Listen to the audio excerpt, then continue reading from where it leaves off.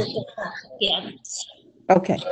And so now I will announce that the nominations for the 4 vice presidents are now in order. Do you have a nomination? I nominate Bob Siglowski. Seconded. Who's the second? I'm sorry. Second. Thank you. All in favor? Aye. Aye. Aye. Alrighty, nomination passes 5-0. So Bob, same thing with you. We can just, either one of you, or pop me an email and I will administer the oath when you can come in person. And Anne, take it away. Oh, Congratulations. thank you very much. Thank you very much for your support. And I'm a little rusty with my Robert's Rules of Order, so please bear with me. The next thing on the agenda is the appointment of officers. I'd like to entertain a motion to approve the appointments listed below for Clerk of the Board, District Clerk, Deputy Treasurer, Tax Collector, and Internal Claims Auditor.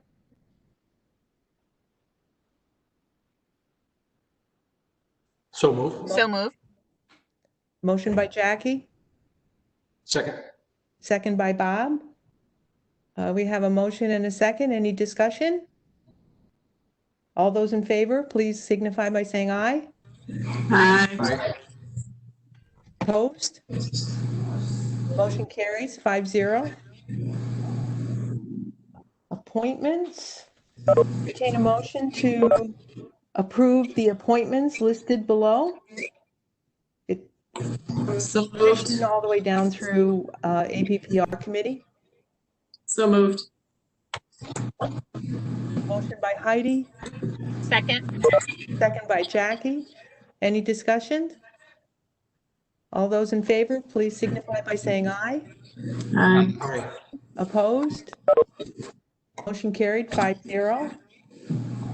We do have some designations approvals for our official bank, monthly meetings, and our official newspaper. Entertain a motion to accept those recommendations for the designations listed. So moved. Bob? Have a second? Second. Second by Heidi. Any discussions? All those in favor, please signify by saying aye. Aye. Aye. Motion carried 5-0. We do have authorization approval. Entertain a motion to accept the following authorizations, approving conferences, designation of signatures on checks, budget transfers, and applications for grants. So moved. Do we have a second? Second. I'm having trouble following the Second. I think it was Bob and Jackie. Bob and Jackie. Thank you very much. Any discussion? All those in favor, please signify by saying aye. Aye. Aye. Aye. Motion carries 5-0. Let's see.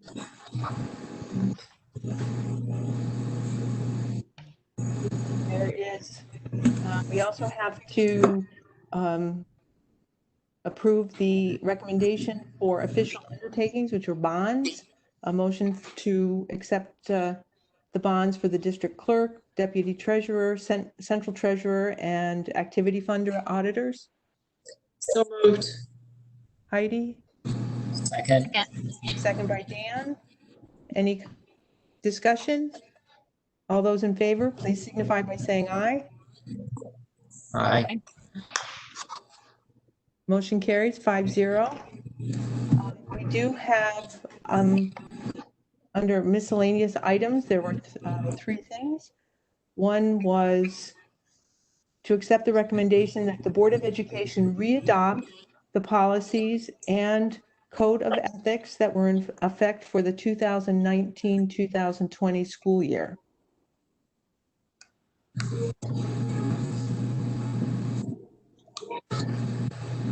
So moved. Heidi, second. Jackie, all those in favor, please signify by saying aye. Aye. Aye. Aye. Motion carried 5-0. And if there's no objection, I'd like to include the next two in one motion. One to establish the mileage reimbursement and the standard workday. So moved. Heidi, Second. second by Jackie. Any discussion? All those in favor, please signify by saying aye. Aye. Aye. Motion carried 5-0. We have the Committee on Special Education appointments. I'm sorry, I'm rummaging on papers here. We entertain a motion to appoint the following individuals to serve as members of the Committee on Special Education, the Preschool Committee, and the 504 Committee for the 2020-2021 school year. That's a mouthful. That is a mouthful. So So moved. moved. Bob, Second. seconded by Heidi. Any discussion? All those in favor, please signify by saying aye. Aye. Aye. Aye. Motion carried 5-0. And the Safety Committee, we have recommend the attached list as the Safety Committee members for next school year. So moved. Moved by Bob, Second. second by Dan. All those in favor, please signify by saying aye. Aye. Aye. Carries 5-0.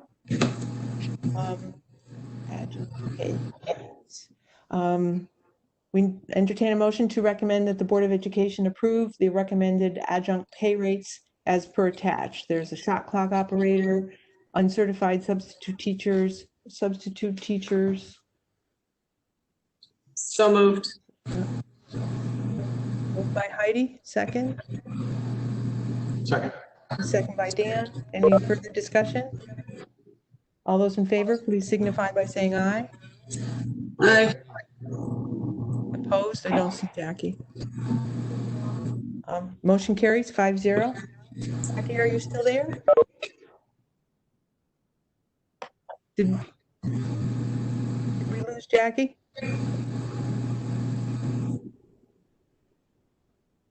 Yeah, I think we did.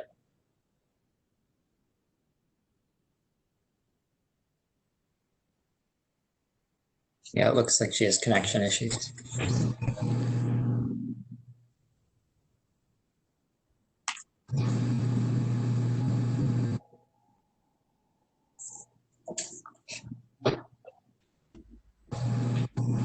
Karen, did I get through the agenda? I'm Yeah. flipping Yep. the papers.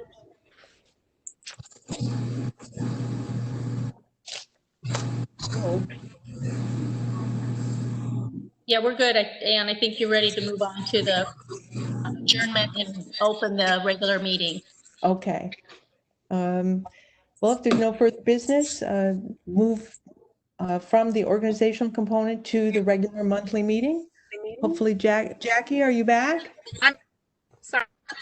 Good. Can you hear us? Yep. Good. I'm sorry if you hear me rustling papers. I'm still a paper person. If there is no objection, I would like to change the order in which we're doing this. I would like to start with the public hearing before we start the regular component part of the monthly meeting.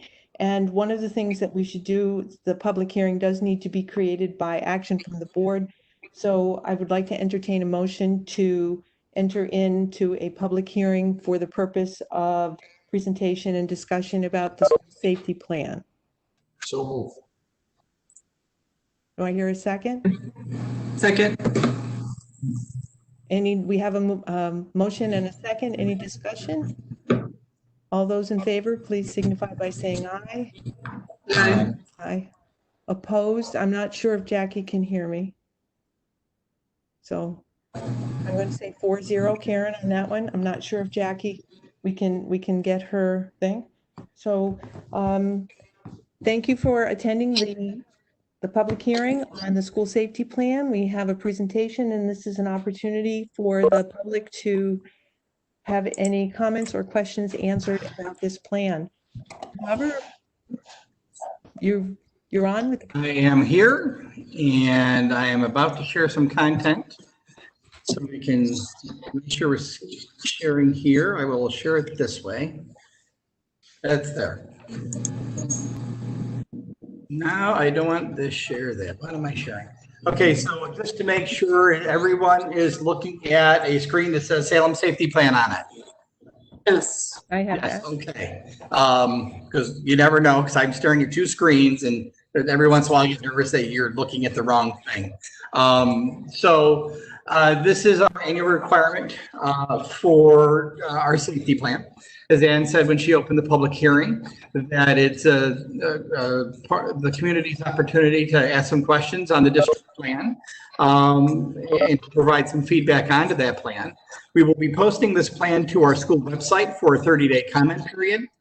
After that 30-day comment period, we'll take into consideration any comments or questions that are brought to our attention to there and make adjustments if any are necessary or needed. And this plan will then be brought back to the board in August for final approvals before being submitted to the state and to our local agencies, so they have our plan in place in the event of emergency.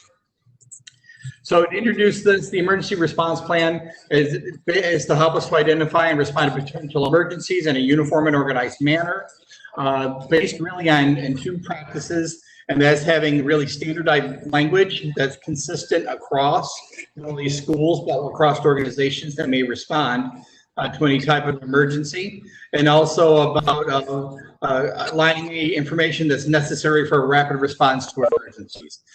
So we're all talking the same language, and when we have responses, we all have an understanding of what everyone's role and job is. Of course, the overall intent is creating an environment where everyone is safe, and we recognize have the same language and procedures no matter where we are in the state. So ideally, a student who comes to us from another school district and comes to Salem will know what a lockdown drill is or a fire drill is here, which is be similar, if not identical to wherever they were elsewhere in the state. There is, of course, a series of laws that guide and dictate what the safety plan is. Started back in 2000 with the under the SAFE legislation, where the emergency response plan is required, and then the legislation that follows hereafter, and I won't read through each of it, but then as to what the requirements are about the process we're going into now about the development, update, adoption, and implementation of the plans, about what the chain of command is and what the incident command system looks like and how that operates and functions. And then it has to be within the state's kind of standards or control systems, and also have some connection to the national incident management system as part of that whole alignment of language and operations in the event of a nationwide emergency. I do make a point at this juncture to let folks know that the school, there are two levels to a safety plan. There's a district level, which gets shared publicly, but there is also a school level or a building level. The building level information is confidential, and it is not subject to disclosure under Article 6 of the Public Officers Law or any other provision of law. Now, why would that be? Really, it has to do with safety. There is that if someone with malintent was trying to plan something against a school district and could look at the building level operations and determine that if that person were to figure out our plans, that they could trigger that safety procedure and then be able to cause more harm because he or she would know already what we were going to do. So because of that, for the safety of faculty, staff, and students or any visitors here at the school, those building level plans are confidential. Basically, the plan is organized by concept of operations, the organization and assignment of responsibilities, direction, control, and coordination, and then information collection, dissemination, and evidence. So, that's the whole encompassing piece. That concept of operation is about being able to give effective and timely decisions for our quicker intervention to prevent harm, to protect lives, property, mitigate any damage or harm to people, and to be able to restore order back to regular operations, as well as aid in any recovery that may need to happen. That organization and control is really that incident command situation, so we understand what that piece is. The direction and coordination is really about how getting control over an incident at the beginning, how we act during it, and then after the incident, how do we learn or debrief from that, and then improve our practice, and then we're kind of return to normal as best we can. And part of that process is the use of the data that we collect as we go through before, during, and after the incident. Basically, any of the situations that we are concerned with all fall underneath these 4 basic types of hazards, whether it's a natural hazard, a technological hazard, a biological hazard, or an adversarial, incidental, or a human-caused threats. And you can see incidents that are all listed into there. Right now, we are somewhere between a natural hazard and a biological hazard. Probably actually it's listed as a biological hazard. You'll notice in the first bullet that infectious diseases such as pandemic is actually considered a biological hazard, and we are technically still since we're in the middle of a pandemic, we are still technically operating underneath that set of procedures and protocols as we will look to plan for next school year, which we'll talk some more later on in the meeting. The base core of the safety plan for this year is pretty well intact, though there are a couple pieces that we did update. Along with the committee, we asked our Mickey Jones, who sits on the committee, but also is our kind of safety coordinator as a service to the district that we get through Capital Region BOCES, and we asked them to audit our plan. It's the comptroller's office, if you remember last year, went through and grabbed a handful of school districts and audited their safety plan and to make sure that everything was in compliance, and everyone missed something that was there. So it's kind of a preemptive measure. We asked our safety service to do the same for us because Mickey actually participated in some of that audit work with at the state level. And went through and reviewed with us and reviewed with the committee the things that we needed to do to improve our overall plan to make sure we were in compliance. Some of those measures included some preventative measures that are now part of a requirement, and those are included in the plan. And I listed a couple examples there of what we do at a district level. We've talked about it, restorative justice at the board level as a board priority within its goals. From last year, that is part of a preventative measure as part of our plan, as well as the institution of the anonymous alerts last year, mid-year, based on the data that we got back from the county when we took a look at our suicidation numbers that raised enough of a concern where we felt we needed another reporting tool so students had a safe area to report situations that they might not feel safe reporting to in person. Also included were some new allowances for lockdown drills and events. It says doors and doors. That's twofold. One part of the doors is actually being able to barricade doors if we can't get them locked. We do have some cases where if a faculty member had forgotten a key, or if we had a substitute who had forgotten a key, this language would allow them to barricade a door to try to help keep someone out. The other doors has to do with the windows in the doors.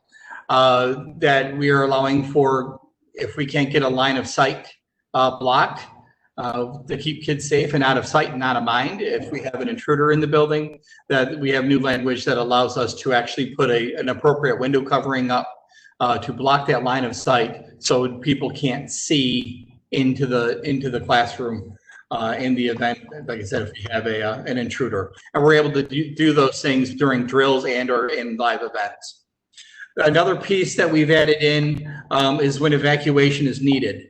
There is new, unfortunately, as we continue to go through active shooter type of events, we learn new things and new approaches get considered into safety plans as we continue to go through this. Back in the Columbine days, when this first kind of really was the first major incident, everyone kind of stayed in place. And law enforcement would stay outside until the threat was over, but the loss of life was too great. So law enforcement changed its approach to there, which kind of led to our everyone run and hide and get into the classroom and get out of sight. Because if there's a shooter in the building, law enforcement's coming in to get the bad guy, and they don't want good guy, kids or victims and bystanders in the way. They just want the hallways clear, so they just have the bad guy to worry about if it came to a shooting situation. So the newest evolution is a concept called run, hide, fight. And that basically comes down to, at some point, when is it not safe to lock down? If you're in a situation and there is a shooter in the school building and you have an ability to get out of the building and get out of the way, which is safest for you to do? Because in some situations, it would be safer for you to run and get out of the situation entirely. And in other situations, it may be safe for you just to run and hide and not be able to be found there. And then the end all is, if you are trapped, there isn't safe for you to run and you aren't able to hide anymore, is that, are you prepared to fight if that ever were come into play? So the committee spent a good deal of time talking about this and what would happen. This ends up being more of a building level conversation, so we aren't going to divulge details into there. But know that conceptually, that's a kind of a new part for when do we need to evacuate. When in other times we would have just talked about being locked down. We've also updated a couple roles. We had some more details included about office secretaries and what their roles were in each. Before they didn't have anything explicitly into the plans. We have updated that. And there's actually the chief emergency officer is actually the incident command officer, which in our plan is the superintendent of schools. That is really more of an audit update. And that is specific language from a different statute that was required that your chief emergency officer is responsible for the overall safety of the buildings and part of the plan, and that falls to the superintendent in the plan. So as we shared in the past and a little bit, there's 5 basic responses that we have when we respond to things. Shelter in place is used to keep students and staff inside the building. That is a longer term type situation. It's that emergency, that snowstorm that popped up out of the blue, and we got 12 feet of, we got 2 feet of snow in an hour. So we didn't even have time to put the emergency go home plan into place. The roads were already impassable. So students and faculty were going to be staying here for a longer period of time. That is a shelter in place type situation. The other example we list there is a hazmat situation. If a fertilizer truck happened to tip over on Main Street and Broadway, that is our main thoroughfare to get out of the area.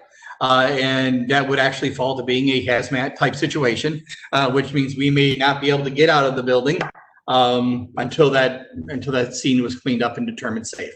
So shelter in place is staying here for longer. Hold in place is the same idea, just on a shorter term. We tend to use this for, if we have a student or a faculty member in a medical emergency that requires an ambulance, we'll have everyone just stay where they are. They'll hold in their classrooms for longer than normal as we can get through and get that student out safely and privately. So the ambulance folks can do their work. Sometimes it just may be as much as a spill or a spill, whether it's a chemical spill or someone got ill or to there, but it's in a main thoroughfare. We don't want the biohazard track through the building. We may put that section or area into a hold in place until we can get that safety concern addressed. The most popular evacuation is the fire drill.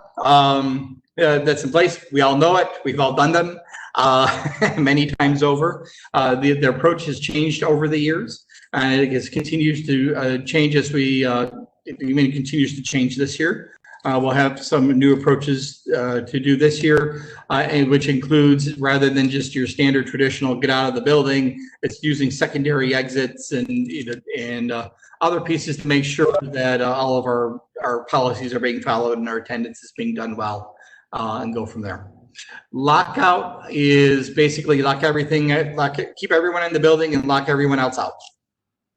We operate on a modified version of this. We still allow students, of course, outside for physical education.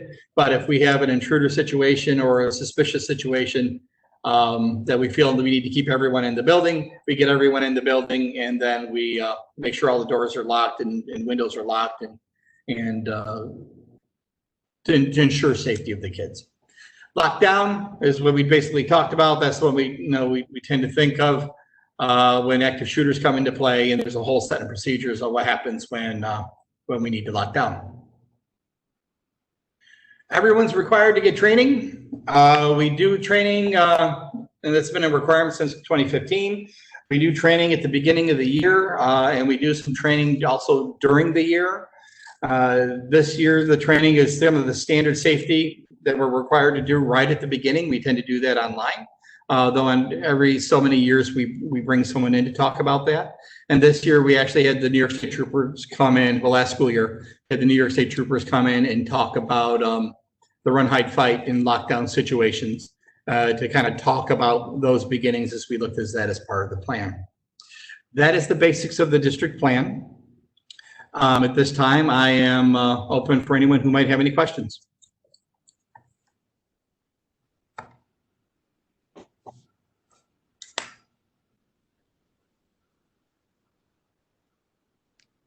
Heidi, you were on the committee for the safety plan.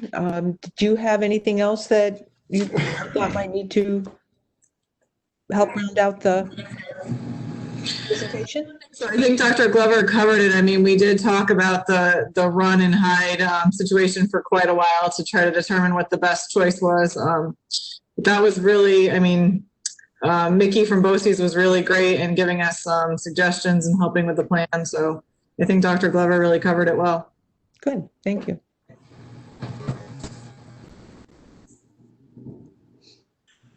And I guess I would say, if anyone who's listening, of course, has any questions, they can always contact me.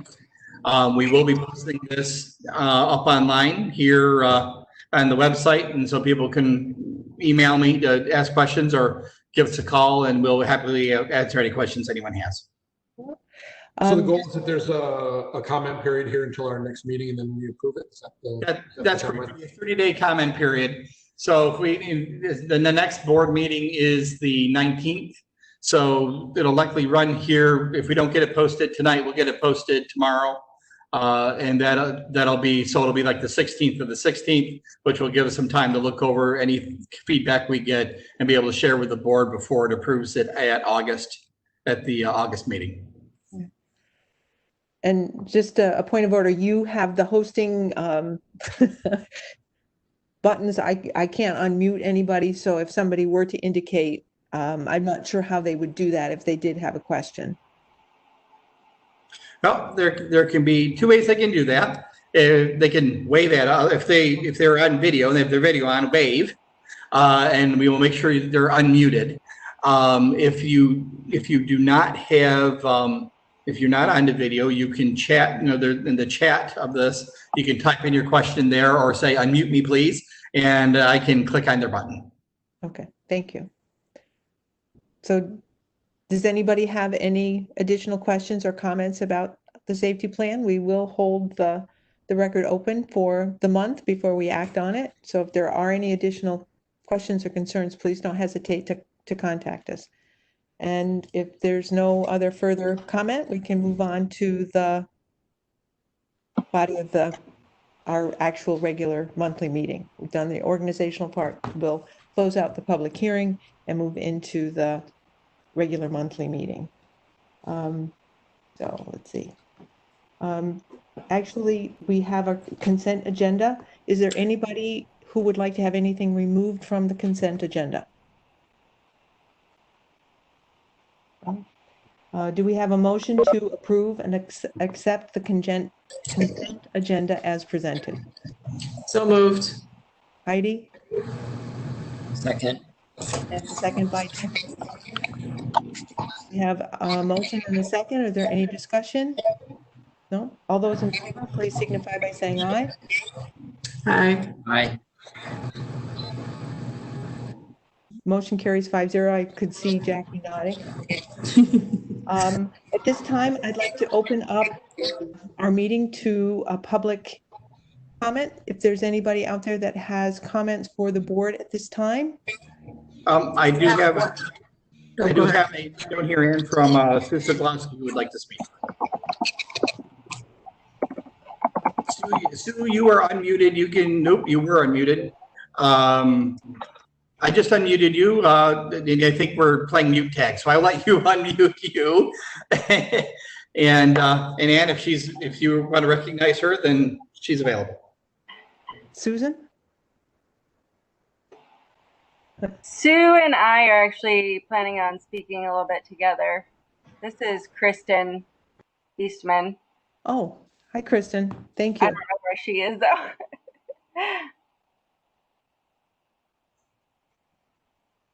Okay, Sue, I've got you unmuted. You're good.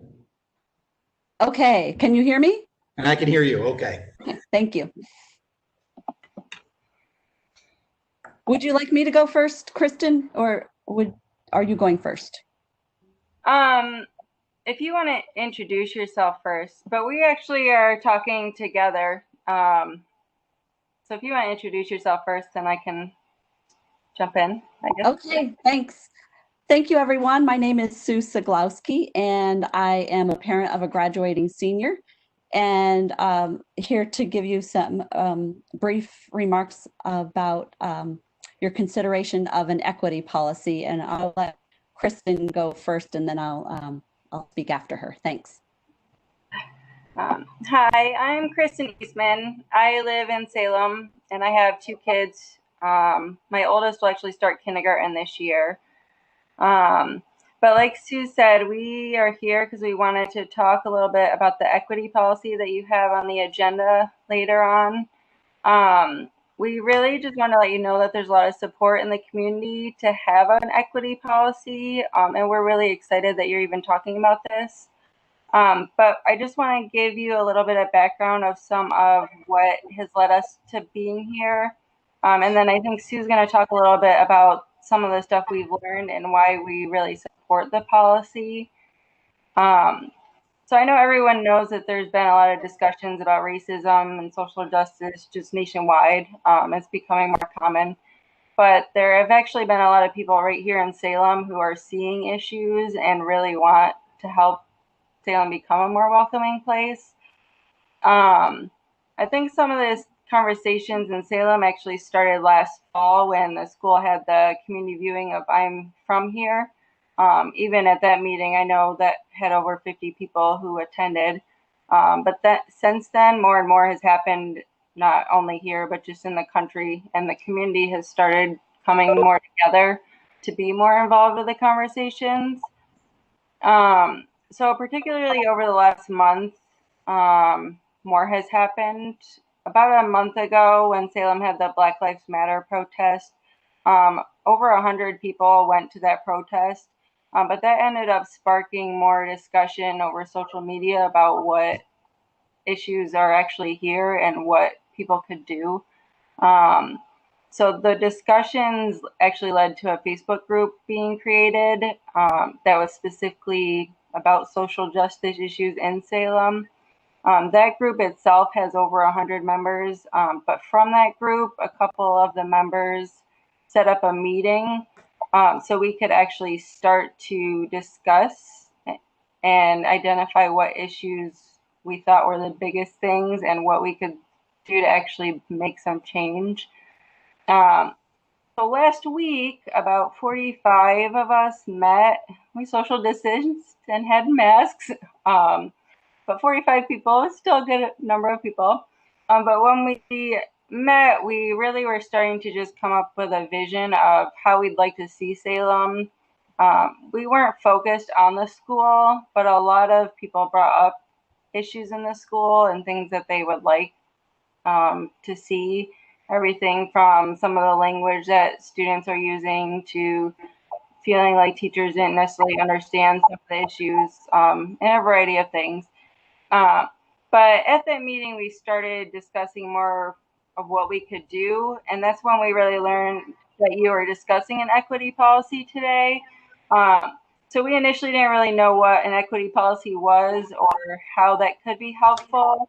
But over the last week, we've been really working on kind of looking at other equity policies to see what information's in them.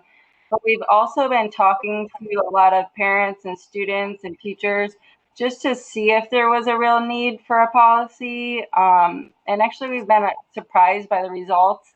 I have pages and pages and pages of things that I've gotten from students, parents, teachers, just to that really help support the need for a policy, but also could be shared with you to give you information on what things might be needed and what you may want to consider for the policy.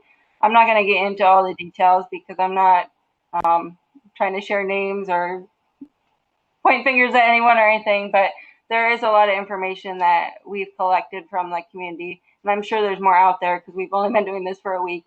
But if you decide that an equity policy is useful or would like to see some of the things that people have said, I'm more than willing to share that information. But it does support the need for a policy and really could be used to help create a policy that would be relevant to Salem versus just kind of throwing something in there. But like I said, we also weren't really sure what an equity policy was. But Sue's going to talk a little bit more about what we learned and what types of things we saw in other policies that we thought might be relevant to Salem. So I'm going to kind of turn it over to her to let her talk about about the equity policy itself. Susan? Kristen, thank you. So as Kristen mentioned, I'm part of the community group that is here to show you support for the board's adoption of an equity policy. And we're really asking the board to recognize that it has a leadership role in creating an inclusive, just, and equitable community at the school. And we think through an equity policy, the board can require that affirmative steps are taken that recognize and eliminate biases and behaviors that can harm students and actually impair their education. The board, through this type of a policy, can commit to concrete actions in order to provide a supportive learning environment for all the students at Salem. There, as you probably know, there are many definitions of equity, but what we're really talking about here is making sure that Salem students' success and their school experience, that those things are not predetermined by characteristics like their race, their ethnicity, religion, family economics, disability, gender, sexual orientation, etc. So this really means identifying and acknowledging that inequitable practices may exist and creating an inclusive environment. And because this is so important, we hope that the board will take the time to really grapple with the reasons why this policy is needed and what should be in it to really personalize it for Salem. Some of the possible components of an equity policy that we have identified for your consideration include: one, reviewing current board policies to consider their effect on perpetuating inequities and achievement gaps and possibly revising those policies. Two, requiring board member training related to diversity, equity, and inclusion in education. Three, requiring professional development for all levels of district employees to help them identify and counteract their biases and develop inclusive teaching practices and tools to address harmful behaviors. Four would be requiring that the curriculum incorporates the history, culture, and perspectives of all students, especially those that have been marginalized. Five would be requiring some type of recruitment or hiring procedures that ensure bias-free hiring and diverse and inclusive applicant pools. And six would be requiring the district to educate all students and staff about how their words and actions can affect others, particularly those from marginalized communities. So we'd like to thank you again for considering the adoption of an equity policy. And we're here to let you know that there is strong support from a group in the community for this type of policy. some of the reasons that people have given for why they would support it are that it helps set clear expectations, which takes issues away from being politicized. It can help people feel more comfortable about inequities. It can help create a more welcoming school culture. It can help make incoming families feel more secure and build a more diverse community. And it can help address systemic issues versus having some type of quick Band-Aid. And also, very importantly, it will help prepare the students to confront injustice, participate in civil discourse, and participate in an ongoing effort to truly realize liberty and justice for all. So that is, those are the comments we have in support of the board adopting an equity policy. Thank you. Thank you very much for your time and your comments. We appreciate them. Thank you. Is there anybody else that has any additional comments for the board?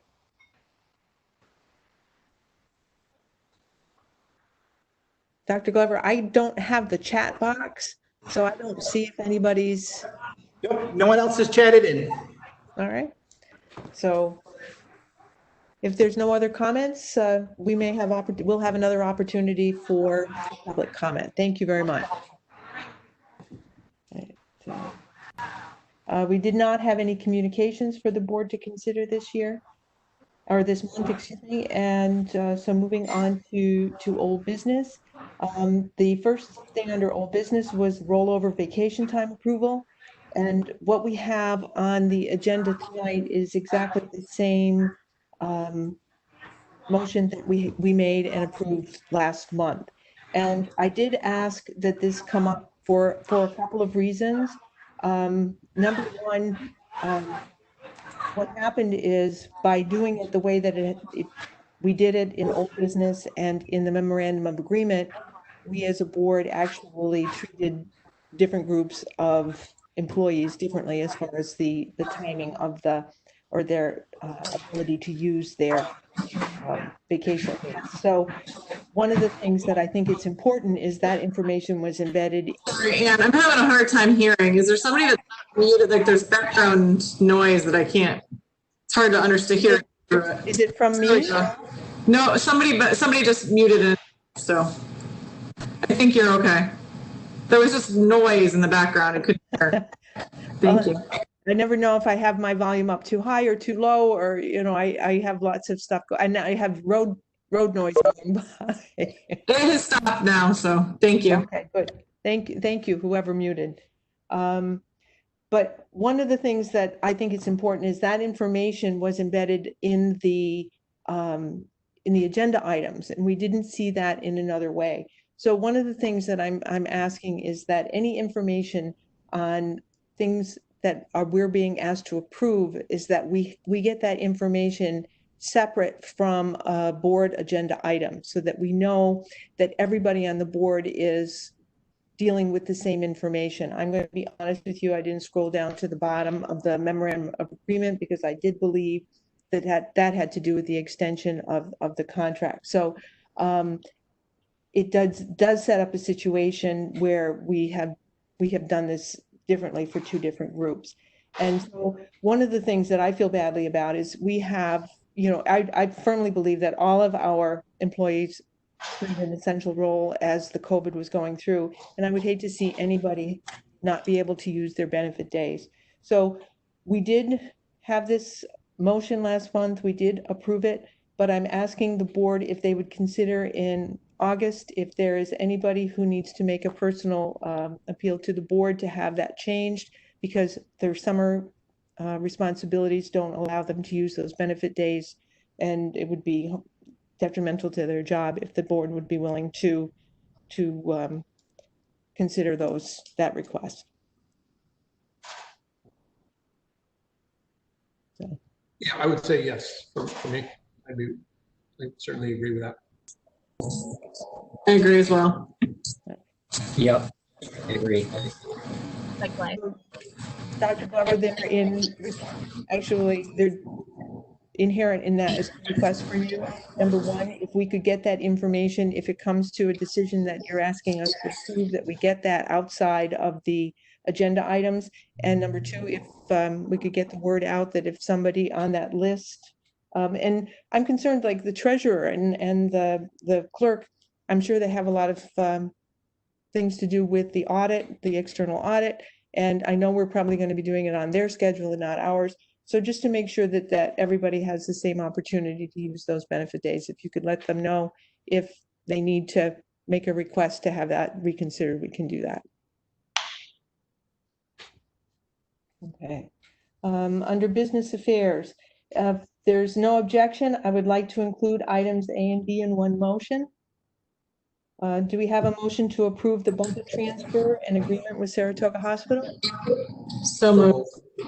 Heidi? Second. And motion by Heidi and a second by Bob. All those in favor, please signify by saying aye. Aye. Aye. Jackie. Jackie's muted.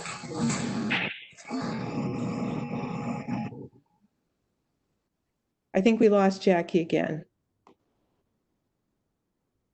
I have a little yellow icon for her. Oh, there she is. Hi, Jackie. Jackie, we have a motion and a second to approve a budget transfer in the agreement with Saratoga Hospital. I didn't catch your vote.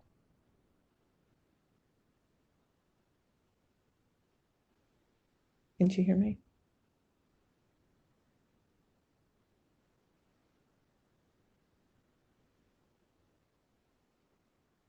Can you, Jackie, can you hear us, Jackie? We can see you. You're not muted.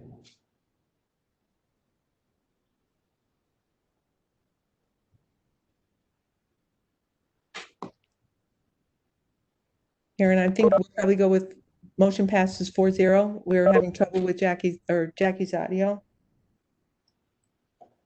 And so moving on to instructional affairs, news and notes. Ms. Vieira? There we go. How are you? Good, how are you? I'm doing okay. So for me, it was kind of funny because, my craziness led up to right before our last meeting. So it's been quiet, in comparison. Where I know Miss Adams right now is, graduation and all that. So it's been her crazy time. For me on my end, it's been nice. It's been a little quiet, gotten some things done. We have started the process for interviews for a counselor and for music teacher, and we've gotten a lot of applications, which is really exciting. So we've kind of started that process. Our amazing maintenance crew has managed to move all but 2 classrooms from elementary over and gotten all of their stuff over there. There's only 2 rooms left that they're working on. So that's kind of exciting because now I can kind of let those teachers know that, soon, come on in, start setting up. So those are like my 2 big things. Other than that, pre-K right now, we have 28 people that have enrolled, that applied. We've gotten paperwork back from a little more than half of that. But according to Amy, Ms. Tift, that's pretty normal. And usually come August, they kind of do we got to get our paperwork in. So she said, we're pretty much right on target. Kindergarten, not only are the 32 pre-K students that we had rolling over and coming, but we've also had 5 more new kindergartners enroll here in Salem. So lots of families moving in the last few months, which has been really interesting watching our numbers tick up. So that's really it for me. I don't really have a lot. Like I said, it's been kind of quiet. It's given me time to work on other stuff. But yeah, I'm sure Miss Adams has a lot more to share with you. Thank you, Karen. Sure. Julie? Hi there. Let me know if you can't hear. I have my fan on in the background and I can turn that off if it's too noisy. So we are very busy right now. as we finished up our end of the year wrap up, and we are now very excited about our graduation planning. It's been very busy. We've sent out some notifications this week about the details of our plan. We did feel, unfortunately, that it was seems like a little last minute, but we were holding out hope that we would have a more generous guidelines with attendance. And we are still limited to our 150 outdoor gatherings, but we are really working to plan a special ceremony as close to traditional as possible. We will have a few, minor changes here or there to make sure we're in compliance, but we are very happy to be able to have all of our students, our graduating class, celebrate and be there together. That was their wish. And they expressed that they were willing to make some concessions with some of the traditions and process in order that they could celebrate one final time together. So we're working out the details of that, and we may have a few more details next week that we'll be sending out. So keep an eye on the website, but we're moving forward and we're very excited. So for those of you that haven't been up to date, graduation is next Friday on the 24th at 7 p.m. And we appreciate all the support of the public and our greater community at this time. We hope that everyone will understand that it is limited. It's very limited for our families, our very immediate family members of our graduates, but we hope there'll be other ways that we can share the news and the ceremony with you. So stay tuned for that. Related is prom. We had rescheduled the prom for August 15th, and our venue just recently notified us that they are still limited by the guidelines from the New York State Department of Health, and that they can only accommodate an indoor group size of 50. So that will not accommodate our group. And there are also some restrictions on transportation. We usually bus our students, and we felt that would not obviously give our students the experience that they wanted. So unfortunately, with great regret, we are canceling and hoping to reschedule again. Ms. Perkins is so wonderful. She is always trying to be 2 steps ahead. So we're wishing and hoping for October a fall date. And, we will, as soon as we get more information on that. Right now we're working with, Ms. Perkins is working with the venue and our after prom committee to see if we can schedule and coordinate something for October, November, of course, guideline permitting related to COVID. So we will keep you posted on that as well. And really, finally, we're just trying to work on some planning. As you all know, that's crazy a little bit and a little uncertainty. And I know Dr. Glover is going to give you more of an update related to COVID-19. We are able to still work on some other planning, but our schedules, our 7th grade orientation, we have those in mind. We're planning our 7th grade orientation kind of on our current guidelines right now, but we'll wait a little till we get a little closer to school to really announce that. Probably after the governor makes his beginning of August announcement of really his final plan for how we'll be returning. And then we will get some information out about our 7th grade orientation. One other thing is that we are still thinking about some of our other goals in the building. One of those is restorative practices. And so I have a small group that will be attending some professional development in August to really look at and reflect on so how we can get started and bring back to the whole faculty as we transition to restorative practices. How do we balance that with our kind of traditional approach to discipline? So as we learn more about that, we'll be sharing that with our whole faculty group and working with our students, and we will share that with our families and all of you as we're working on that during the year. So that's all that we have currently. Thank you. Any questions? Plenty to keep you busy. Yes, for sure. Thank you. Dr. Glover? Thank you. Just to piggyback a little on Julie, it's October 17th is the plan for the prom date number 2 or number 3, I think is there. The after prom party is looking to get to adventure racing if they're able to get to there. I'm cheating a little bit. Stacy, she typed it into the chat section, so it's you know, I'm getting a little help from a birdie in the crowd for some of that information. Before I jump into some of the items I wanted to talk about, Ms. Hanson is on, and we've talked a little bit about the hiring already. But at this stage of the game, though it's July 15th, it's really our first board meeting, and we've been able to get through our CSE pieces, and we've had some pretty major changes go on into the CSE and what some expectations for the upcoming year are going to be. So with that, I'd like just to give it back to the principals and Ms. Hanson to talk a little bit about how the year wrapped up and some of the things that we can expect that we need to do over the summer to be prepared for our most needy students and those for next school year. Thank you, Dr. Glover. Hi, I'm Lisa Hanson. I just wanted to give you an update. We have completed our annual reviews of those students on individualized education plans. It's been a very busy season, as you can imagine, all things considered, and we've logged many hours via WebEx to hold our annual reviews. So an update, we've recently had newly enrolled students transferring into the district, as well as some changes in the IEPs related to our spring annual reviews, which has resulted in an increased need for staffing and support at the elementary and the junior high school level.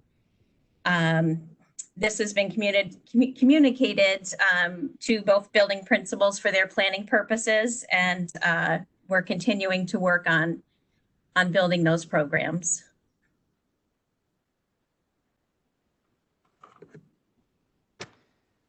So related to Ms. Hanson's update, one of the very recent needs that's come to our attention is that we will, I know we've had some discussions, but we look as if we are going to have a need for a 12-1-1 program at the junior high level. Looks like it'll be most likely most fitting to be a 6 through 8 program. So that's what we're looking at right now. In terms of hiring, that will require an addition of, it will be a 12-1-1, so it would be maximum 12 students. We don't anticipate 12 students at this point, but we do have the ability to take 12 students in that program. And at this point, that would require 1 teacher and 2 aides. It requires 1 aide for the classroom in that 12-1-1, but also one of the students that would be joining that classroom will also need a 1-to-1 aide. So that will be something that just came to recently our attention, and something as we had discussed, but not, I'm sure, as a planned expense at the time of budgeting. And I'm not sure if we want to have discussion about these or just have the whole overview, Dr. Glover, in terms of, do we want to talk about elementary or any questions related to the junior high? Whatever needs to be shared. Well, I share a small amount, if you like, just to kind of give you some insight. So lucky me, I'm always the schedule person. So looking at the schedule and making sure that all of our students and their needs are met and that they get the support that is required. Going through the schedule, I had shared with Dr. Glover kind of a little graphic earlier today in a comparison of last year to this year. And when we look at last year, we had 6 students that were 1-to-1s, and we had 6 students that were 2-to-1, so 3 2-to-1 services. This year, we're looking at 9 students that have 1-to-1 services, and we're looking at 8 students or 4 2-to-1 scenarios. And that's due to several new students moving into the district or coming back, and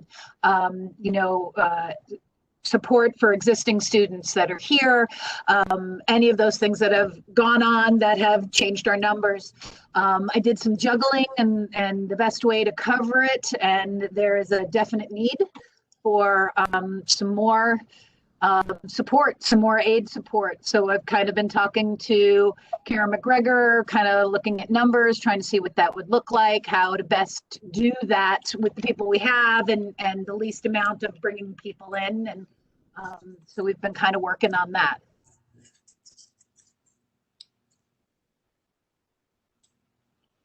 Any questions on that?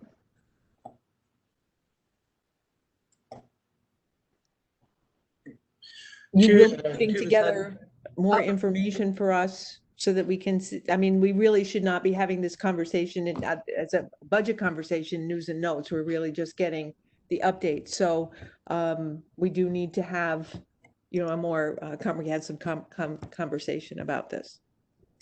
Absolutely. So to that end, board, I do have the information that I received from the principals in CSE. I will be getting that information to you as part of the hiring when we get through the processes for the folks we have hired kind of for this first round. I kind of pre-warned in June that we're likely to need a special meeting here at the end of the month to officially hire those people. So they have ample time to be able to get started. So they can start with us in September rather than have any lag time between when their start would be and there. Would be a good time to have that conversation. So we can look at for the hiring pieces for what we need to do at that point. The curveball in all of this does fall between the planning and preparations for school reopening under COVID-19 and the regulations that come forth from the Department of Health and the State Education Department. Scheduled for this week was the initial information from the Department of Health. We received that information. I have forwarded that information to you. I believe it was like a 28 or a 32-page document that's there. We received more information yesterday in 2 different formats, which is another 15 pages about best practices in there, which I am still, we're still in the process of reviewing. The State Education Department information was due out today. They had done a presentation to the Board of Regents on Monday with their PowerPoint, and they did release a PowerPoint, which has also been shared. But they were to release the official information today.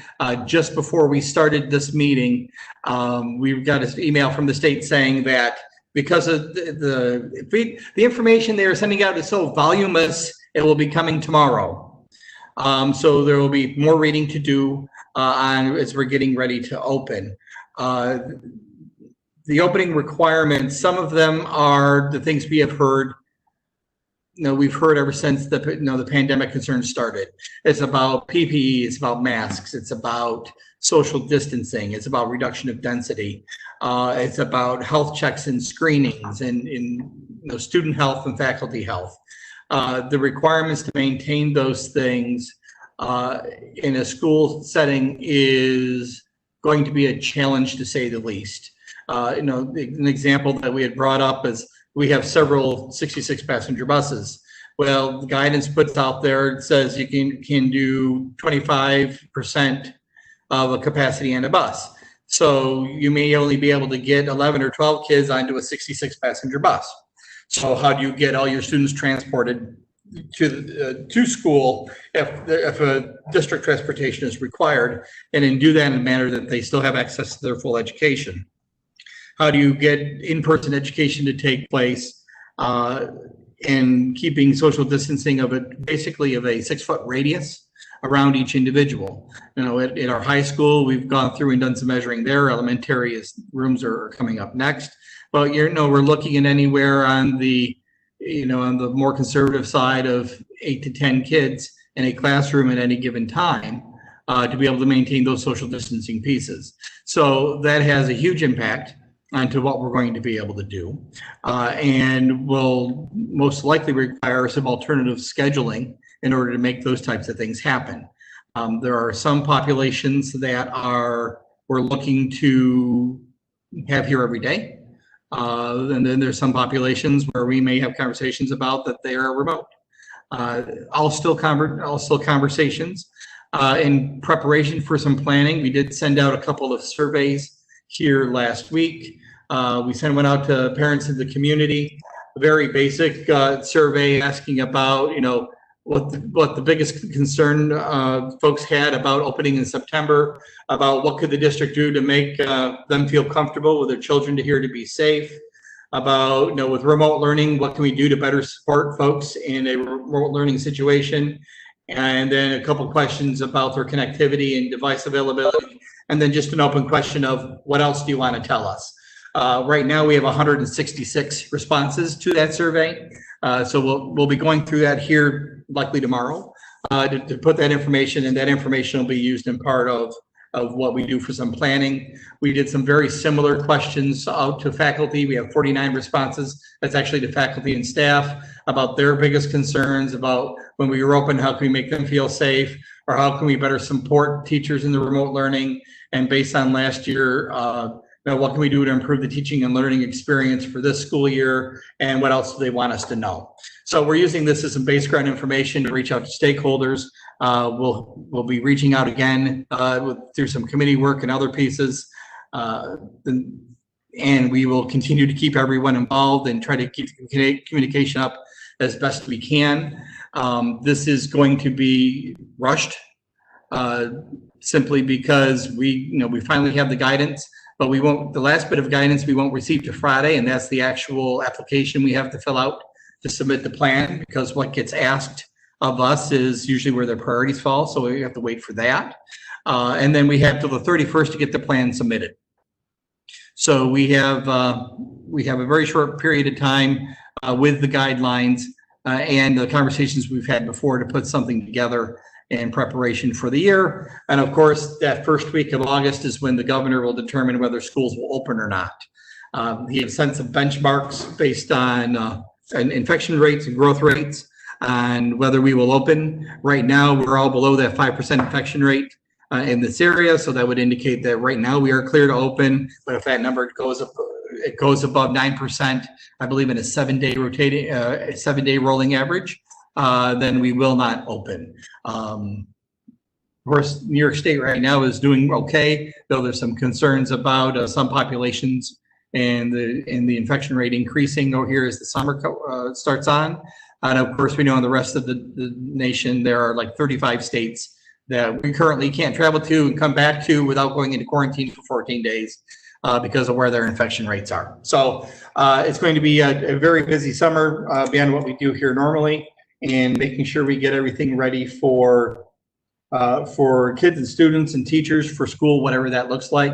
But there's a lot more information coming your way, and we will keep folks informed as best we can. Any questions on the COVID piece? Okay. There will be soon. There's just a lot coming. The other piece I would just to bring up for reminders for the board, and that's just kind of our annual pieces as we kick off our school year. The board has its self-evaluation. It does on an annual basis. Just a reminder there for that completed for yourselves for the year. Also, the goals and priorities are due for review, and what do we need to look at and what do we need to change? Some things we've accomplished, we can kind of check off the list. And some other things we may decide that we need to change some priorities simply because of COVID-19 may change some focus on some items. The other piece is about our committees. We've had two over the past couple of years with the policy committee and the communications committee, and just what committee structure the board wishes to maintain, any committees it wishes to add or subtract, and then of course the determination of who sits on what committee so we can get the committee schedules underway. And that's all I have for my update.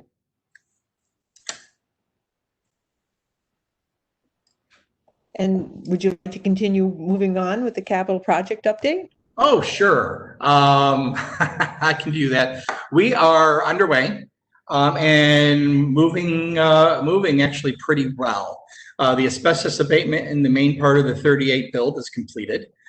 We have now moved on to other spots and locations. Ran into a little hiccup this week with some asbestos abatement around our phones, but we have a workaround, I think, in place that we're going to try for tomorrow, a new approach, so at least people can get to us if they need to.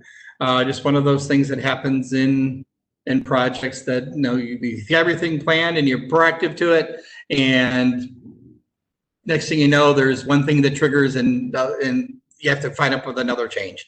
But outside of that, a lot of the deconstruction is done. Our back lawn looks like a BMX bike track with a number of hill mounds and dirt mounds and ruts and holes dug in the ground that's there. They've started work out toward putting the wiring down in the parking for our generator. They're doing work out the bus garage. The work on the bus garage, at least for the roof, is almost done. Windows are next. They're working on some of the septic work there. Playground equipment is due here in a week to get set. So they're finishing up some of the grading work to get ready for the playground. The footers have been poured for the new addition of the high school. We're currently working on matching colors of mortar and bricks for the new build, plus the other pointing work that needs to go on with the rest of the brick and mortar. That's been quite the process of trying to get things to match up. So that is up and underway, and things are moving well. As we start to creep toward August, we'll start looking toward buttoning up things as we can. So we can get, so we can kind of transition the process of getting, we got out of the construction folks' way so they could get to the work as fast as they can and get as much work done as they could. And then the transition will start of the construction work getting out of our way so we can get ready, so we can be set for whatever school looks like here as we approach September. Things are moving forward. I will have an update for both the board and the community here to get out soon. We just got our monthly update on the progress from our construction manager, so I will be sharing that soon. But projects moving forward and moving well. Karen, did you have something in there you wanted to share on the fiscal side of things? Yes, thank you very much, Dave. Board, this year, Marvin and Company will be our auditors as they were last year, but due to COVID-19, they'd like to have a WebEx kickoff meeting with the audit committee, which is you, the board.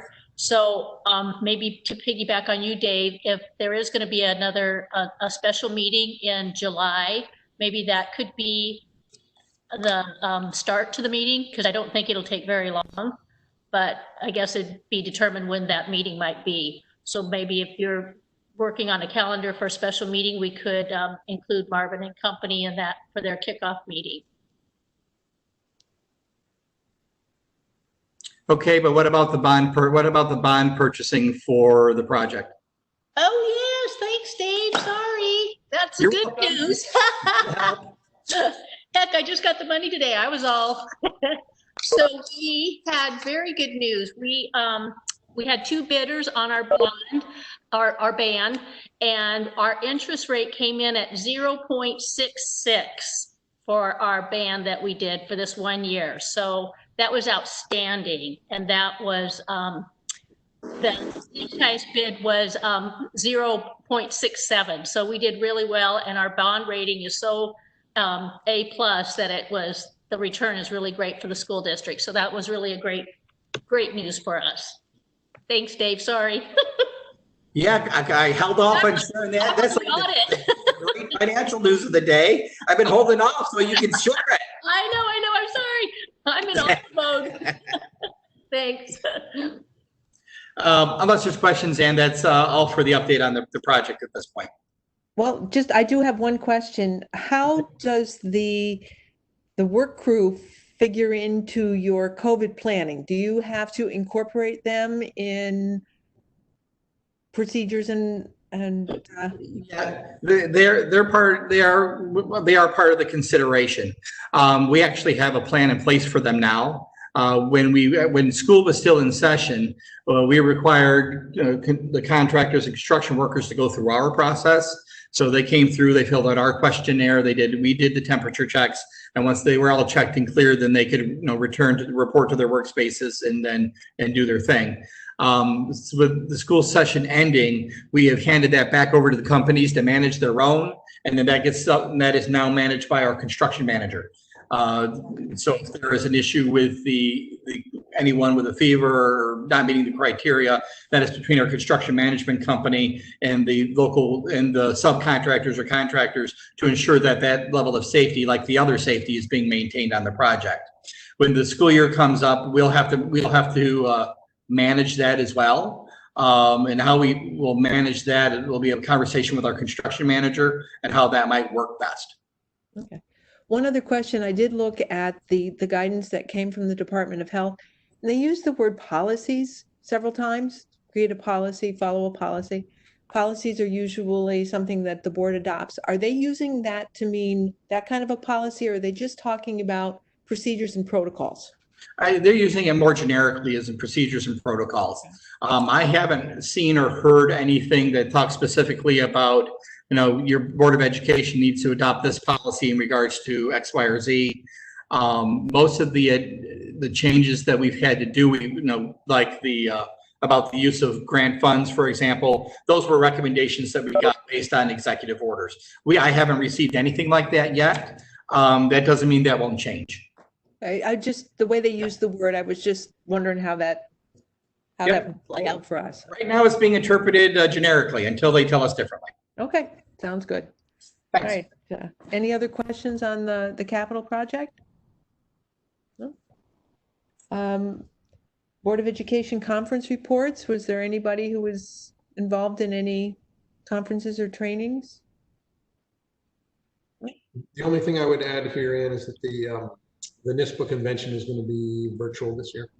Oh, they finally decided that they'd move it virtual? That was just decided the other day. So. And I don't know, I don't know all the details of it. No. Then make it I'll get better at all of this stuff, I guess. And as Dr. Glover said, the next thing on the list under instructional affairs is board committees. And we have in the past had the policy committee that met monthly, the communication committee that met regularly as well. And we did have an ad hoc committee on the senior citizen tax exemption. So I do think that those policies, those committees have been very productive and very helpful to the board in doing their work. The issue for us right now is Mary Bramer was on the policy committee and she's no longer on the board. And we have 3 board members who were currently involved in the communications committee, and having 3 board members on a committee creates a quorum. So I think that is something that we should avoid, because that creates a situation where you could be making decisions for the entire board. So I'm just going to ask the board members to get back to me about what they might be interested in as far as committee work, if that's possible. The policy, it's kind of dry, but it's kind of fun because you can see things through to the end. And I know the communication committee has been very busy too. So, and I do think that this year we are going to have opportunities for ad hoc committees as well. So if there are areas of interest that anybody has, if they would just share those with me, we can try to put a list together. And if I may, I would just suggest that the board consider a finance committee as we're looking at, with the COVID pieces and with the concerns that are coming with the grants, with the grant, the loss of aid or the loss of grants from the state. Plus there's this year we've talked about looking at more some, Karen and I have done some conversations on long range planning, a little, to a 3 to 5 year types of plans. That may be the type of work the board would want to be involved in and as part of the conversation. So just something as a recommendation for you to consider. So would that be something different than what the audit committee would be tasked with? Yeah, that would fall separately. Our audit committee is specifically to the audit. It's something you could probably say audit/finance committee that's there. Our board has traditionally held the audit committee as a committee of the whole, which it's not required to do, but that's just kind of what our practice has been. But the finance committee, at least in my thinking, was be a bit more of a work group than a review group. Oh, I see. Okay. So if there is anybody interested in throwing their hat in the ring for the finance committee, I'd appreciate hearing that as well. Okay. I would also like to suggest that we consider another committee, but we don't need to talk about it right now. I think we can talk about it later in the meeting, but an equity committee is something Yes. that I think we should consider. So, but we can wait till we're talking about the under policy. Talk about that. So were you thinking more on the line of a standing committee or an ad hoc committee? That's a good question. I'm not sure. Okay. I think a specific equity committee, I guess I first had been thinking ad hoc. Now I'm thinking potentially standing for, I guess I'm not sure. I'm open to being convinced either way. Okay. I do think that no matter how we start, we can always adjust it to fit the situation. So. Yep. Okay. So that is on the slate as well. So, all right, moving on to personnel. If there is no objection, I would like to include items A through F in one motion. So moved. Second. I'm just looking for Jackie. Yep. She's here, you can't see her picture. There, you can hear us, good. Do we have a motion to approve the retirement payouts, appoint retirees, appoint advisors, appoint coaches, and appoint substitute teacher and extended school year personnel? I think Heidi, you So made that. moved. Do we have a second? Second. Jackie, any discussion? Yeah, just quickly, a couple things on the advisory piece. I just want to make sure it's clear that I don't want to approve an advisor later after they've been already advising for a couple months. This is last year. And then also if we, for sports, excuse me, for sports like clubs, I think that it would make sense to have some more discussion at some point about those requirements, because I think we don't require sports like club advisors to have the credentials that a coach would, but I think we should consider that. I think it's a liability to consider that. And then also that those need to support an advisor for a sports like club. It's going to have to not in time with. So anyway, just want to make that clear. That doesn't really play into what we're wanting to do. Good. We can put that on future agenda items. So we can add that to the list. Any other discussion? Sorry to interrupt, but Bob, when we get to those future items, I'm going to need to repeat some of that because I lost all of the background interference. Okay, I won't bother going through it right now. Yeah. We have a motion to approve the retirement payouts, appoint retirees, appoint advisors, appoint coaches, appoint a substitute teacher, appoint extended school year personnel. All in favor? Aye. Aye. Opposed? Motion carried 5-0. New business, a review of professional development plan. I apologize, I have road noise. Professional development plan, it's, some of our plan and planning work got truncated by COVID. We were to the spot where we had, good drafts written and in place for kind of a next round of review before bringing them to the board on both the PDP and in the next policy up for the CSE plan. We're supposed to have those approved every year. At this point, we already know we're going to need changes to these policies as they come in, or these plans as they come into place, because remote learning is going to become part of a plan and conversation more so, and that's kind of got interjected in some of the training.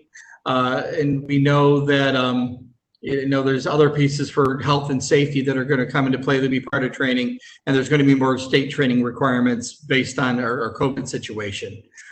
So with that, it's in the plan, it's probably to the point where it's going to be most work that's going to get done on it for this school year is set until we get back into the swing of the school year.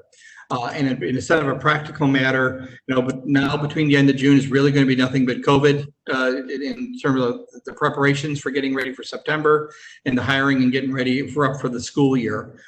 So getting an additional meeting time in or review of that is going to be difficult. Not impossible, but difficult. But it's really to the board is, are we comfortable enough with this document to say, okay, this document is fine for this year, knowing that we have to go back over it next year and it has to go through another set of approvals.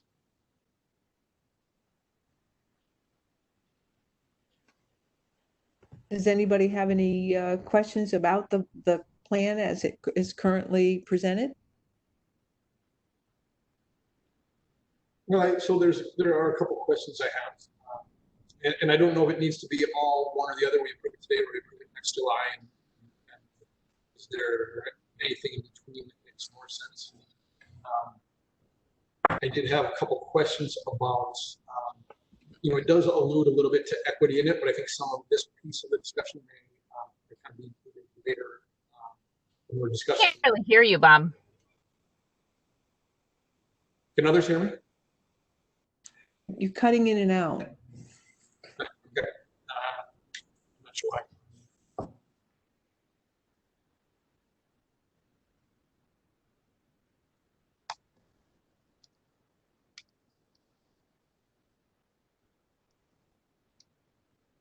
So I guess, can you hear? I'm not sure if that's going to change. I don't have control over my internet. Typically, has been pretty good here.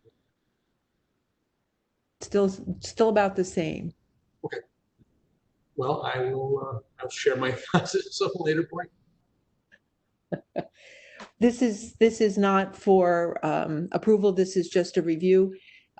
Is there, as you say, that there may be opportunities to have additions to the plan? Is there just some way of incorporating that open-endedness to the plan? Yeah, that can be added in easily as a statement. It may actually be in there, but we can do that. Yes.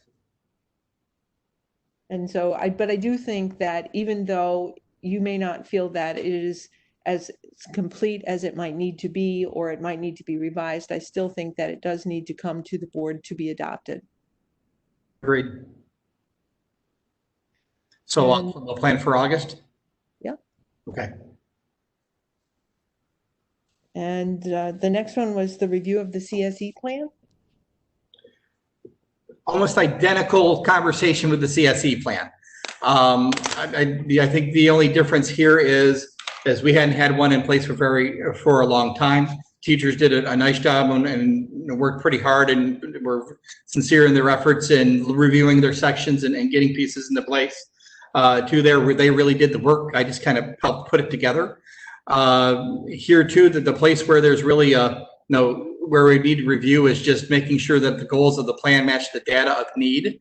We didn't get a real concrete look at that, but here too, we have a solid beginning in place that would to me could be approved, and then similar language of it's a document that's in continual change into there, and then we can work on those changes in the upcoming renditions of it.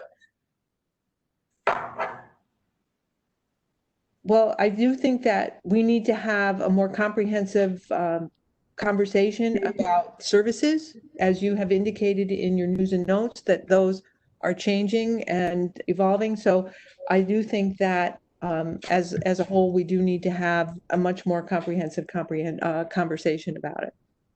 Okay. Does anybody else have any questions or concerns about the CSE plan? So I switched to a different microphone. I don't know if that makes a difference. Can you hear me any better now? But no, just a couple of things. Just, a small handful of typos in that. And then also under continuum services, ICT was not listed, but then it is later listed under goals, and does come up in the PDP under that piece of the goals. And so I wasn't sure if that was on purpose, or because I think there's some ICT in the junior high, potentially high school at this time. In working with the group, and at least at any point you want to jump in, if I miss a point, please feel free to. In working with the group, when we kind of began the journey of the instructional co-teaching model. We got started down the direction, but the folks who were working with that, we didn't get the full kind of training and implementation work up and started like we really needed to. So we were talking about ICT, we were doing some training in ICPD, but we never got really a full solid step forward into it. So when we were reviewing over the plan, we had that conversation, and the conversation with the group was, really what we're doing is more of a CT model. It's consultant teacher, direct or indirect, is what's happening. But the group had expressed that there's still interest in learning more about the instructional co-teaching model, because they can see some value and benefits in it. It's just, we took a step forward and didn't do everything we needed to be able to stand on solid ground, if you will, be able to take that next step. So you do see it in there in a couple spots. There, and part of that is we used to have it. The other part is, but we still want to look at it. We still want to examine this as a practice that we might want to do in the future. Well, it's on the continuum, so it's something that needs to be in the discussion if it's an appropriate service for a student. Also, one of the things that we had talked about last through the year when we were adding additional aids is that there are additional plans that go with those aids, and just to make sure that those are in place, the checklist to plan and the plan for to remove the service as well. So I wanted to make sure that those things are in place as well. Okay. The other piece, I think, is that there's a lot of appropriate and good language regarding inclusion in the plan. I think the culture of our school has a long way to go to actually embrace that. But I think that's great. I think it's a good start to actually have that in plan, and I think that then lays out that as an expectation and priorities. It's good, but lots of room for improvement. Okay. So I've written down for the next meeting is a bit more of a conversation on the plan, and I've noted both the ICT piece and the aid plan pieces of that. Correct. Is there any other questions or comments on the plan? So we'll keep moving forward on that one. Okay. New business. Is there anything else? I'm sorry. A recommendation. We have a memorandum of agreement for the CSE chairperson with WADA, and we need a motion to approve that memorandum of agreement.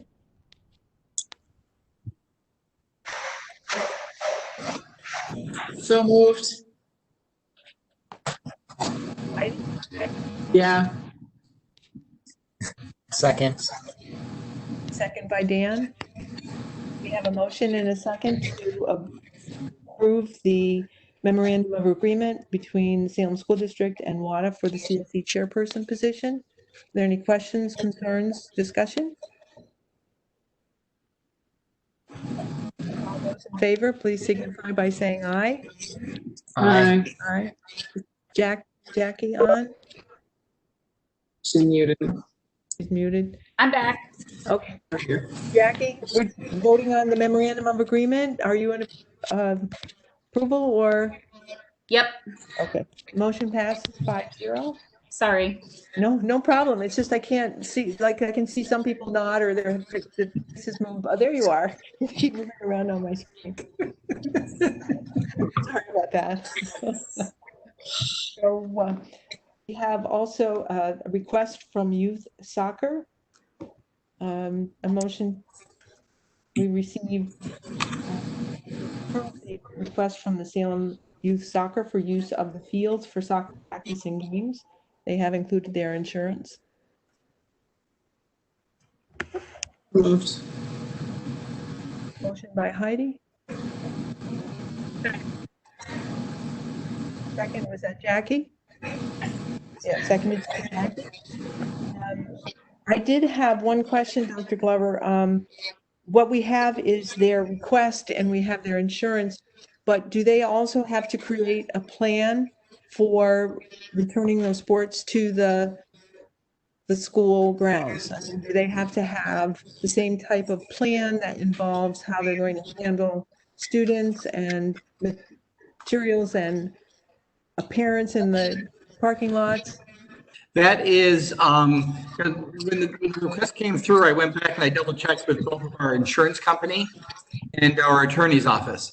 The insurance company didn't have any issues with us, allowing outside groups. Hold on. I'm hearing my echo. So the insurance company didn't have any objection to that. And when talking with the school attorney, is that those youth programs have an obligation to make sure about the social distancing and that, but the school district is not the policing agent. So they don't have to submit anything to us that says, we could request it of them if we wish to say, please let us know how you're going to handle these pieces, but we're not kind of the policing agent. In the recommendation on the youth soccer request, it's a little different in that their approval is contingent upon non-interference with school activities, which is normal, and Department of Health regulations related to COVID-19. That's the new part. So if we get to a spot where, if we have an organization that is not abiding by those rules and regulations, it reserves us the right basically to say, we're sorry, you need to follow these rules. If you're not following these rules, you're not going to be able to use our facilities to there. But we don't have any obligation. The group doesn't have any obligation to provide us with a plan unless we request it.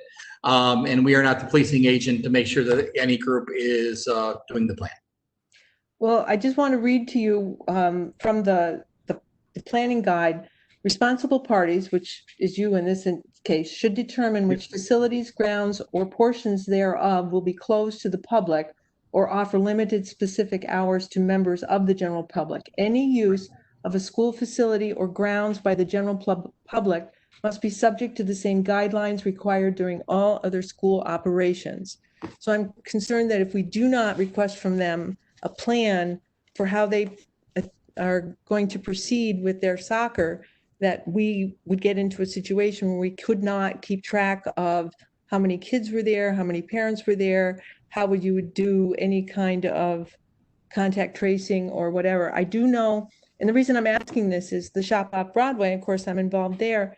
We had to fill out a plan. We didn't have to submit it, but it was about 15-page document that we had to complete, and we have to have it on hand for the Department of Health or anybody who wants to look at it, how we're going to handle all of those things. So I'm concerned that if we have such tight restrictions during the school day, and then we just say, oh, well, you know, wouldn't it be nice if we could just say, go out and play soccer? But at this particular point in time, I don't know if that's something that without a plan that we could potentially get ourselves into a tight spot. To the parts that you said and read, yes, there is a plan that they are obligated to complete and to fill out. But there, according to, and because I asked point blank to Chris, do we have the obligation to make sure these pieces are in place? And that answer is no, that's their obligation, not ours.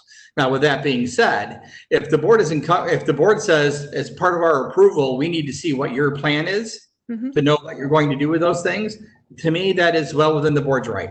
The district can absolutely say, okay, yes, you can use this, but we need to see, see what your plan is, and please have it submitted so we know what your plan is, so we have it into place. I think that's well within our rights to request it and to have that on hand. It's just that we're not the policing agency for that. It's actually the Department of Health. Though on school grounds, as you noted, we could, and that's kind of where our conversation last meeting was. It feels like long, I don't know why I said last week, but, and back in June when we talked about how do we want to handle this? Do we want to say no, or do we want to bring these forward? Because I could just say to outside groups, campus is closed. And there's a lot of groups who do that. I have closed the track and in the back lawn. That part is closed because of construction, more so than COVID. Because of the amount of the equipment and kind of destruction going on back there. But the board is full within our rights to ask for that and have a plan on hand if the board wants that as part of the approval. Now, these youth sports will only be able to operate if actual school sports are able to operate, correct? Like, No, actually, youth sports have more leniency than we do. wow. Okay. Yep. Like softball and baseball are approved already, like youth. Yep. Right. But youth soccer is not approved yet, right? Is that so that would be contingent upon the approval of that being able to be played, right? The approval of what, Heidi? So like the state, I don't believe that soccer is one of the sports that's available for being able to play right now.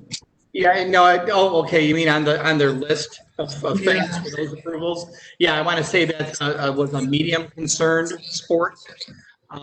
So yeah, that would be the first step is the state would have to say this group of youth sports is now eligible to play, would be the first step. And then if the board said yes to this, but we need your plan, that would be the second step before they would let them use the campus. Okay. Stacy's saying that, field hockey was approved. That's why youth field hockey. Okay. Field hockey is in the same group as like cross country and baseball and softball. Okay, so the youth is under a different umbrella. Yes. They kind of, they were, I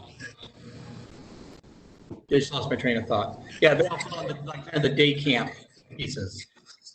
Stacy's saying that we have closed signs on our athletic fields. Does that mean it's closed to all at this point? We've closed campus because of construction. Yeah. Okay. The track was the example. Yeah, no, I agree. It's right in the middle of the construction zone. Literally.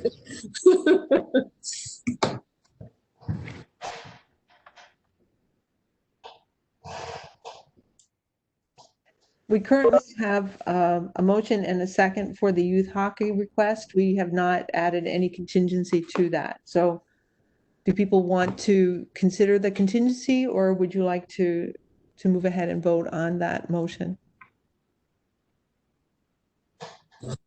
I just think for safety purposes, it's not a bad idea to have a plan to know how they're going to monitor, temperature, whatever it is that they're going to monitor, so that we know who's coming on and off campus. I mean, exposure is an issue.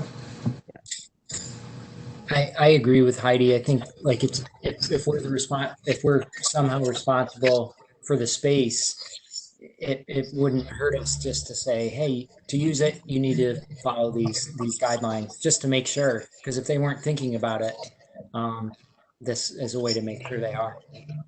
Yeah.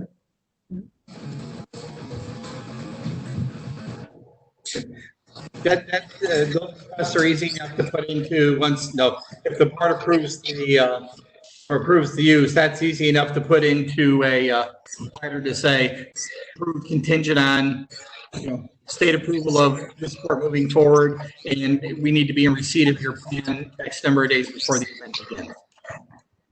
Great. I agree with that. So that does not need to be in the motion. That can be added separately. To me, I think that would fall under school activity, Department of Health regulations related to COVID-19. Because both of those things are state health requirements. But you had said to us that the school is not required to have that plan, and we are asking to make that part of the contingency, that we actually receive that. Yep, but it doesn't need to be part of the policy. It's not that be part of the recommendation. We can just, and part of that, say yes, but we would like this information, please. If you want to make it part of the recommendation, you're certainly welcome to do so. My suggestion is that it's not a required to be part of. It's part of in there.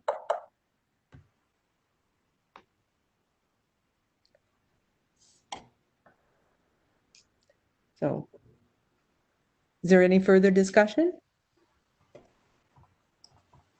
All those in favor of approving the request from the Salem Youth Soccer to use the fields for soccer practice and games, please signify by saying aye. Aye. Aye. So Jackie, aye. Heidi, aye. Dan? Aye. Okay. Motion carried 4-1. I'm voting against it. I do want to make I would prefer to have the contingency in there. Okay. Policy review. We did talk about all of these policies in our policy committee, and hopefully everybody got the updates and has had an opportunity to look at the suggested changes. The first one for the first read was the exit interviews, and we had created some different language in there that the results would be shared with the board, and that, let's see, looking for my papers. Here they are. And the interviewer will offer the schedule, and the questions shall not be limited to what was currently there, because it should be a fluid document. Does anybody have any questions or comments about the exit interview policy?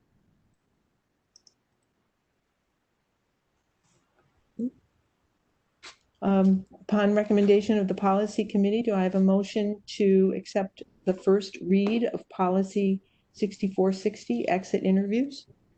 So move.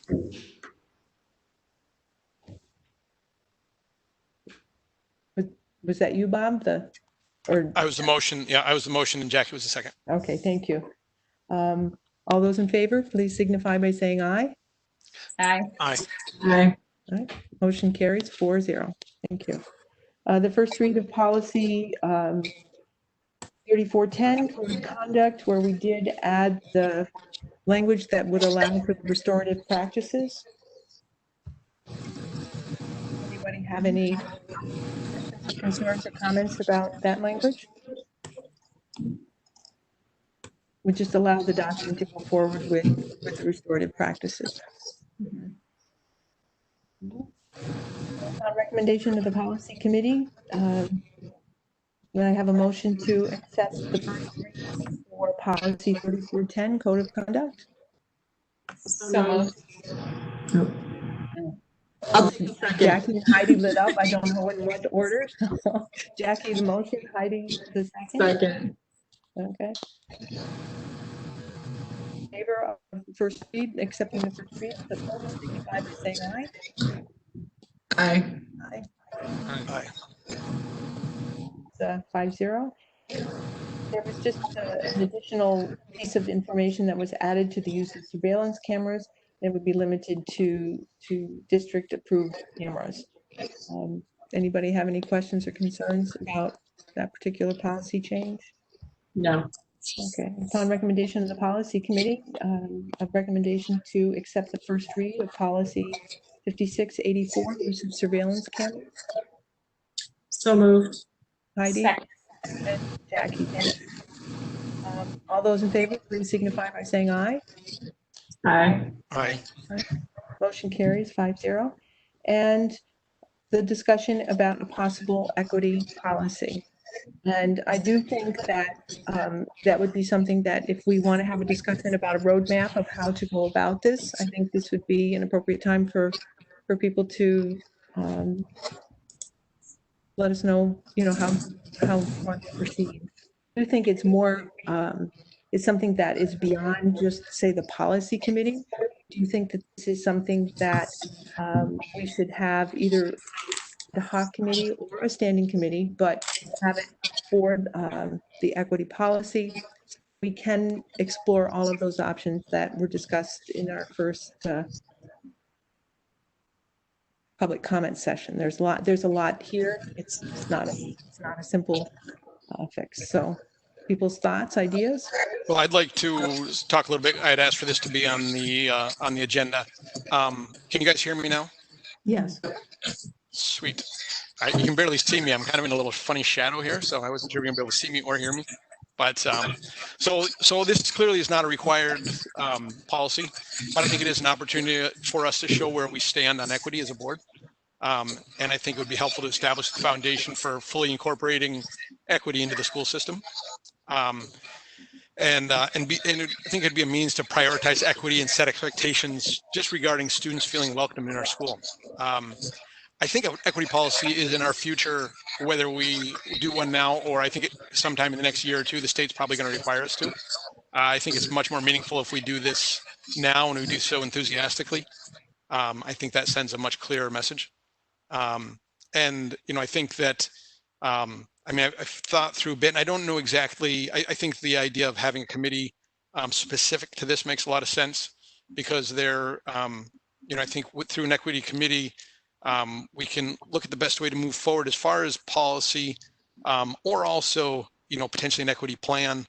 And then also PDP as far as potential training requirements for people. I mean, I really think that not just teachers, but people who intersect with students in any way, and I think for the board as well. So I see it as being, you know, an opportunity to really dive into this, but I think it's going to take some time and some work. And I think a committee that has board representation, teacher representation, community, parent, student representation would be the best way to move forward to really see what needs are and explore ways to address that.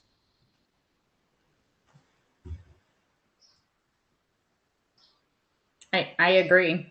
I think it's Sue and Chris speaking earlier that it kind of goes hand in hand, and then us creating our new committees. You know, it's kind of the perfect time to combine our school community with the Salem community to work together, so we can develop a plan that kind of includes all.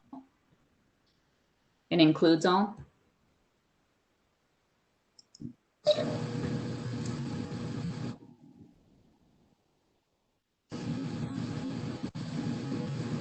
I know I think the Albany policy actually didn't make it onto the, I don't think it got included in the agenda, which I think is okay. It was a little more specific. It was quite specific to racial equity. And potentially that would be the direction that the equity committee would head, but potentially it would be broader than that.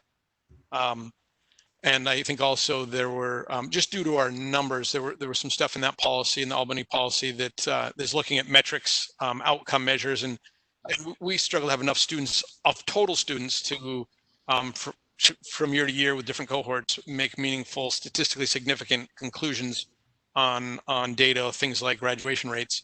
I mean, we can draw conclusions, but often I think to have them be statistically meaningful is difficult with the number of total students we have. So, I think it's fine that the Albany policy didn't get included. I think it was just sort of a kind of a jumping off point, but I think there's, I kind of see this being much more broad than what their policy is. Board, so you know, the policy is attached. I was going to say, I read it. Oh, you did? Okay. I emailed it to everybody. When I looked today, I didn't see it as, They got attached. It got attached on. It's part of our server telephone problems that got delayed, Bob, but we got it on there.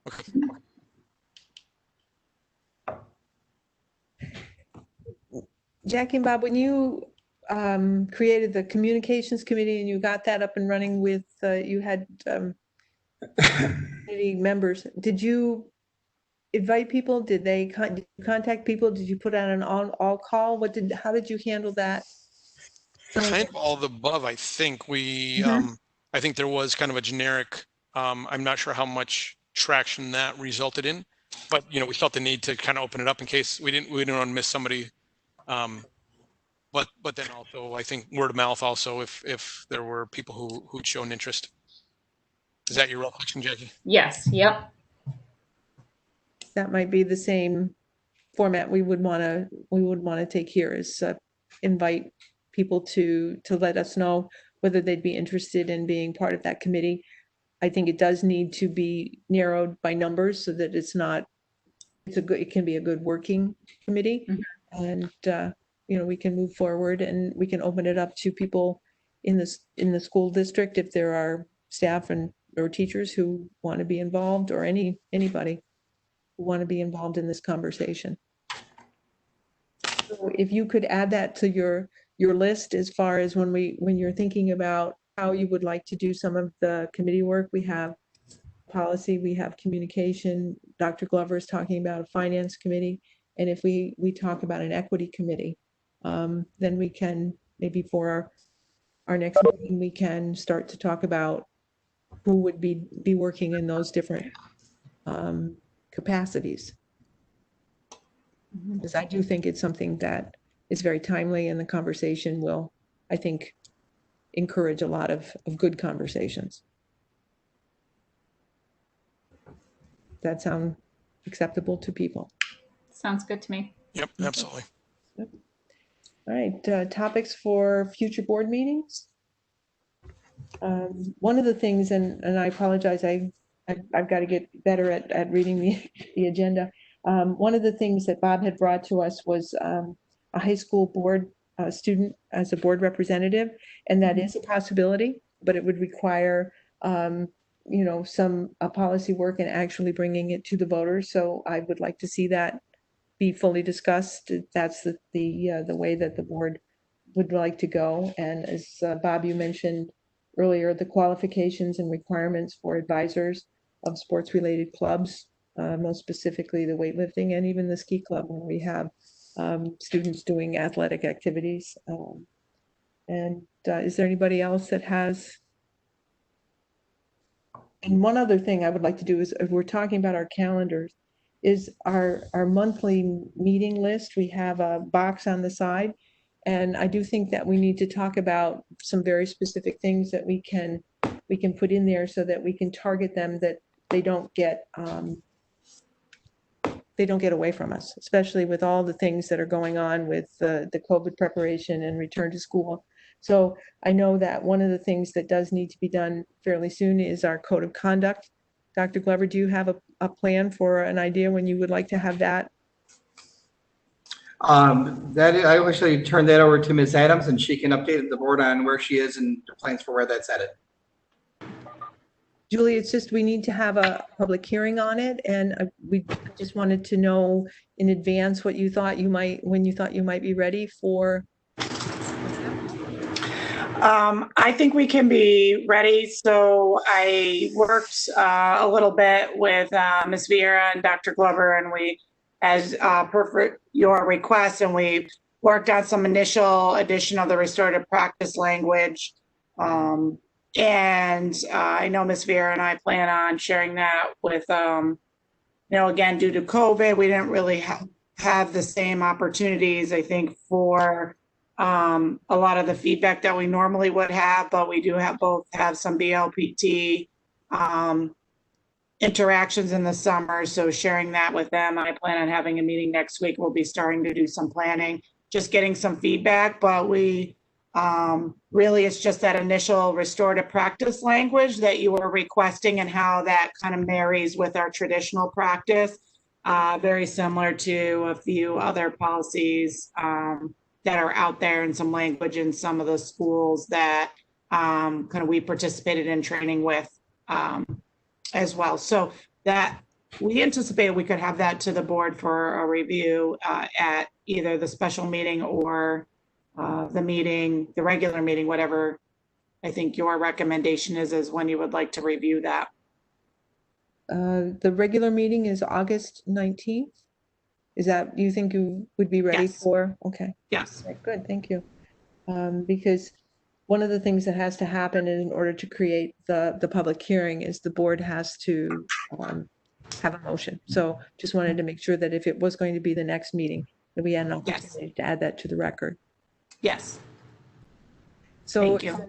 Any other things that people are thinking along the lines that they want to make sure when you're thinking about budget, or you're thinking about, I've got a list of policies, Dr. Glover. That's the danger of putting me on the policy committee. So there are things that we need to do. So would like to maybe on that August meeting, take an opportunity to put the additional topics and make sure that we have that. So, and that does lead us to, if we are going to have a public hearing on Wednesday, the 19th for the code of conduct, we do as a board need to recommend that as a motion and second and take action. So if, Julie, if you think we're ready. For that, I'm going to ask the board to entertain a motion to create a public hearing.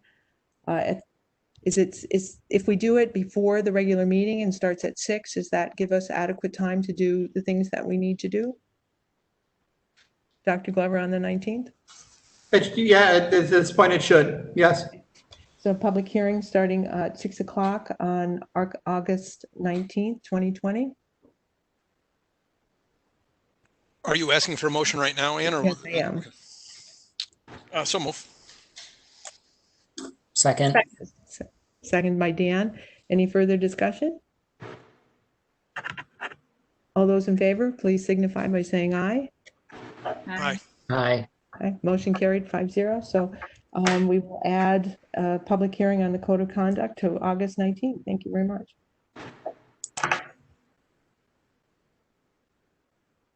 Okay. Was there anything else that anybody wanted to add to that list?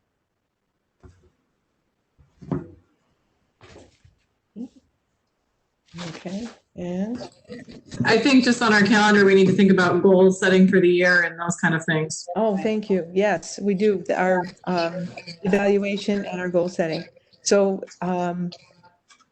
people can, is this something that you think that if we did it with a NISPA person, but we did it in person, it would have to be virtual this time, I'm sure? Or is this something that you think that we can, as a group, talk to ourselves and have enough direction that we could do this particular review ourselves? What are people's thoughts? We could try on our own, and then if we ended up having to have another session to bring somebody in, I mean, I think it's worth looking at what we did last year and reviewing it and deciding where we need to go from there. Jackie, Bob? No, I agree with that. I mean, I think, there's really two things. One is the goals from last year and our goals for moving forward, but then also, do we want to approach it differently in the future so that we're checking in on those goals on a little more regular basis and not saying, okay, it's July again, let's talk about the goals. Do we want to be a little more regimented about that? And I suspect we probably do. Yes. Those things will go into that topic box. Yeah. So Dr. Glover, what were you thinking for your special meeting? Special meeting was, at this point, it's really personnel for hiring. I was talking your date, so I was thinking before or after. I'm sorry. That's all. For dates, I am thinking sometime toward the end of the month, somewhere between probably the 30th of July and the 7th of August. So that second week there, that second week's 30th and 31st are going to be really tough for me. I probably will not be available those days. But the next week I've got a lot of flexibility.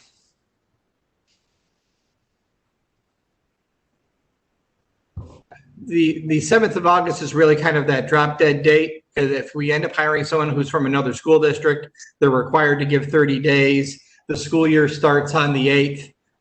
So the 7th is like the last day where they would be able to give their 30 days notice on that Friday and still be able to start with us in September.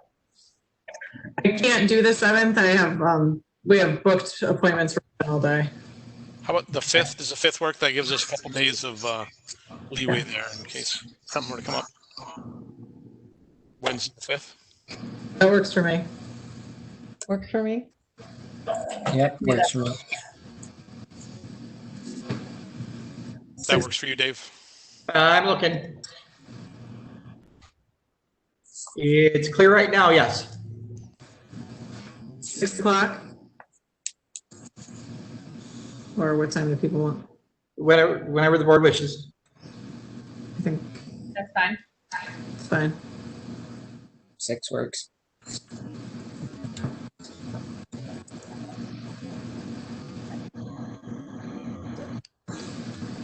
In advance of that date on August 5th, if people would take a look at the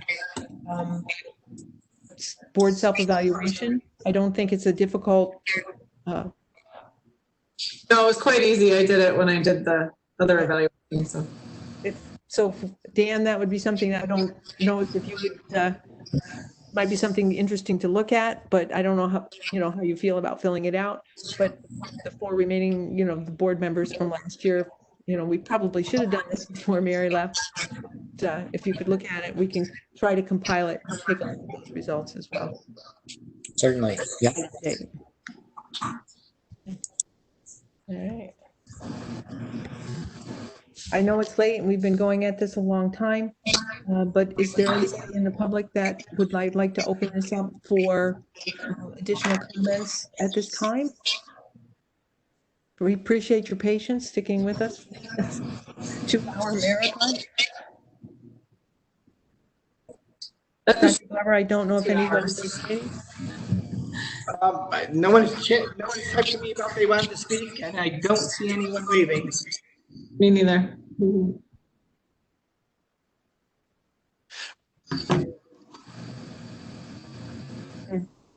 Some students involved in watching the meetings. It's nice to see some students involved. I did want to just while we're talking to the public, I had intended to suggest that we open up the floor to them at the end of the equity policy discussion, and I forgot to do that. So, and then there's also the meeting time.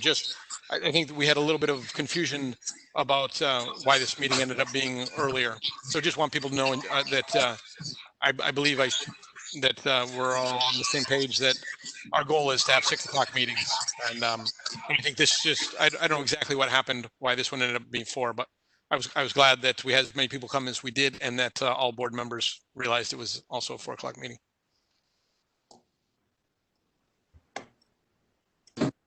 But I think that was unintentional from the board's perspective.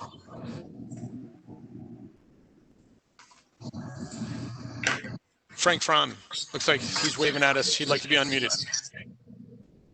You can go ahead and click. You should have rights to do that. Hello, I'm Frank Fraunhofer. Can you hear me? Yeah, we can. I want to start by thanking you for your time. You're an enjoyable board to watch work. The tendency is sometimes to not have much discussion. So it's enjoyable to watch you work and think things out and talk things through. And I want to thank you for your time. I think also it's nice that when you're looking at an equity policy, that you're thinking about the different stakeholders. And I think any of our plans, that if you include all the stakeholders, you end up with a better policy. Even our going back to school plan, the more people we share it with, the better our policy will be. So thank you very much to the board. Thank you. Great.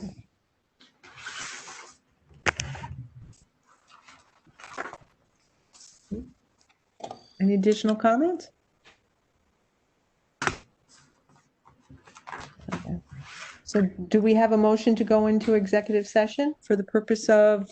Personnel items, personnel history of particular persons. So move. Second. Motion by Bob and second by Jackie to move to executive session. Do we leave this meeting open? Is that how? Yep, I will pause the recording and make me quiet on this one, and then I'm about to open the link on the other meeting that I sent to you earlier today on the executive one. And then when we're done, what we've done in practice is come back to this meeting after that's over to adjourn. There is no anticipated action in this meeting. All right. Thank you very much, everybody.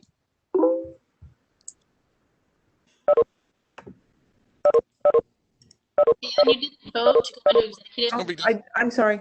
No, we're still here. We had a motion. We did have a second. All in favor, please signify by saying aye. Aye. Aye. Motion carried 5-0. Thanks for keeping me honest.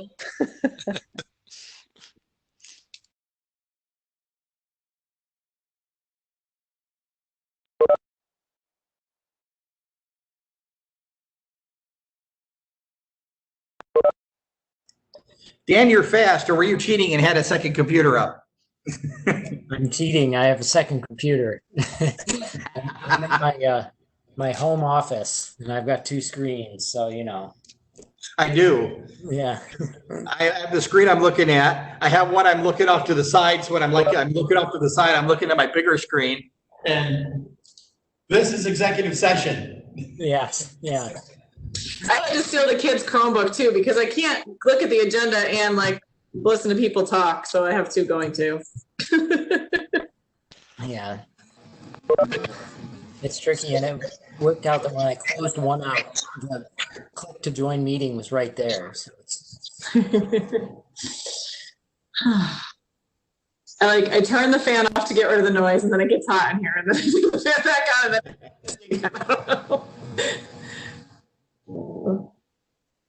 next time maybe I'll try outside.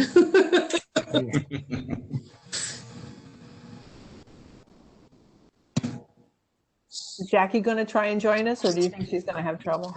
I don't know. So she was in my parents' driveway and then moved to her parents' house. So she's trying to find the Georgie, I guess, had tons of people down there, so she didn't want to be down there. Bob, you can't share Jacko to Jackie? I told her it's long enough that I did offer that at one point. I told her she could come here. We can spread out.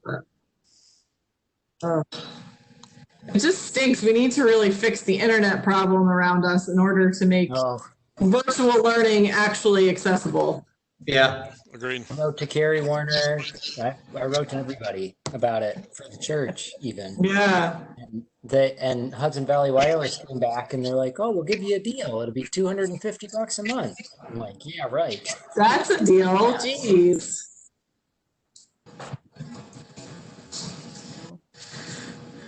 I don't know. She must be able to get it. Okay. Well, I think we have enough people. If there's no further business, entertain a motion to adjourn our meeting. So moved. Second.